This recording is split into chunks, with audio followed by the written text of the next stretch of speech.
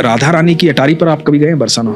बिल्कुल वो जो अटारी है ना, अब कभी आप जाओ जी तो उस अटारी पर जाते लाखों लोग हैं जी, कि जितने लोग वृंदावन जाते हैं उससे बहुत कम लोग बरसाना जाते हैं। बिल्कुल बरसाना हर कोई नहीं हर कोई नहीं पहुंच पाता। ठीक है, तो उन पर कमाल की कृपा है हाँ, राधा रानी की। बिल्कुल तो भगवान श्री कृष्ण उसको बरसाना लेकर जाते हैं हाँ, जो उनका प्रिय हो जाता है। राधा रानी जिनसे मिलना चाहती हैं बिल्कुल वो बरसाना पहुंचता है। बिल्कुल तो वो जो अटारी है ना जी, उस अटारी पर आगे से जाके कभी महसूस करना, जितने भी लोग जाते हैं ना, उस अटारी पर सिर्फ इंसान नहीं जाता, अनंत ब्रह्मांड के देवी देवता वहां जाकर के नतमस्तक होते हैं। वो अटारी है। हाल फिलहाल की कुछ ही समय पहले की एक घटना सुनाता हूं जी, राधा रानी की। जब हम अटारी पर चढ़ते हैं सीढ़ियों से, उससे नीचे एक समाधि बनी है गुलाब खान की। गुलाब खां हाँ, जी, तो कभी गुलाब खां की समाधि पर आप जाइएगा, यदि आप गए हो तो बहुत अच्छी बात है। तो गुलाब खां जो है सारंगी बजाते थे अटारी पर, और उनकी एक छोटी सी बेटी थी राधा नाम की। तो राधा जो है वो बस एक बेटी थी, पत्नी उनकी थी नहीं। तो राधा नृत्य करती थी जब वो सारंगी बजाते थे, कीर्तन होता था, सारे लोग मिलकर के कीर्तन करते थे अटारी पर। हाँ, राधा रानी को प्रसन्न करने के लिए सुबह शाम ये होता था, हम्म, और यही उनकी दिनचर्या थी और यही जीवन यापन का साधन भी था। तो वहीं से उनको भोजन प्राप्त होता था, जो प्रसाद में मिलता था वही ग्रहण करते थे बेटी और बाप जो है। ऐसे करते करते समय बीतता जा रहा था, राधा बड़ी होती जा रही थी। जब राधा बड़ी हो गई तो वहां के गोस्वामी जी ने, कुछ लोगों ने कहा कि भाई राधा का विवाह कर दे, शादी कर दे।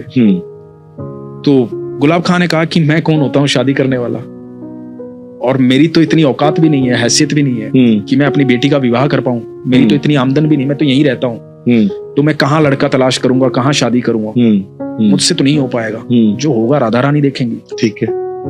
तो लोगों ने कहा भाई तू लड़का तो तलाश करना शुरू कर, सारा खर्चा हम करेंगे, सारी व्यवस्थाएं हम करेंगे, तो चिंता मत कर, राधा रानी का ही तो दिया हुआ है सब कुछ। तो एक लड़का देखा गया और राधा की शादी कर दी गई। ओके। अब जब राधा की शादी हो गई तो गुलाब खां से ये जो वियोग था ना, ये सहन नहीं हुआ बेटी का। अच्छा।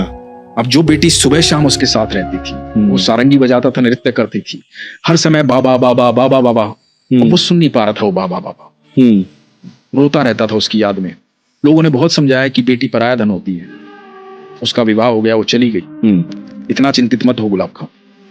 लेकिन गुलाब खां की समझ में नहीं आती थी, सारंगी बजाना छोड़ दिए, सारा दिन राधा राधा करता रहता था। एक दिन हुआ क्या कि गुलाब खां दिखाई नहीं दिया किसी।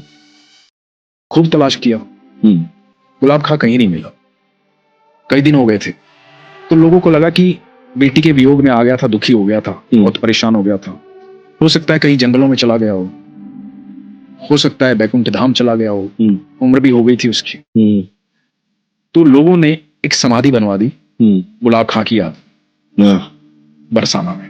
सारी उम्र उसने सारंगी बजाई है, तो एक समाधि बनवा दी और लोगों ने मान लिया कि गुलाब खां दुनिया से जा चुका। समय बीतने लगा।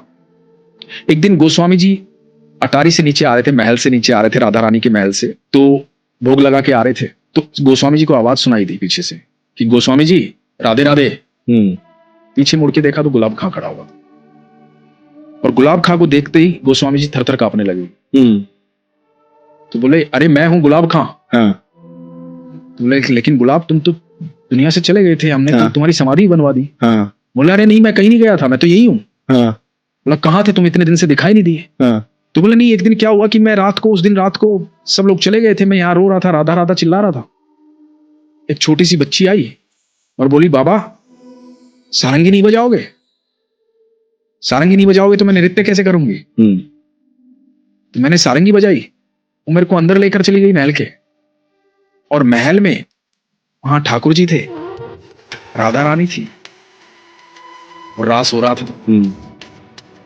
अब वो रास करते हैं और मैं सारंगी बजाता हूँ। मैं वहीं रहता हूँ राधा रानी के महल में, मैं तो कहीं जाता ही नहीं, मैं तो मेरी राधा के पास रहता हूँ, और मेरी राधा हर समय मेरे साथ रहती है। तो गुलाब खां उसके बाद भी कभी दिखाई नहीं दी है।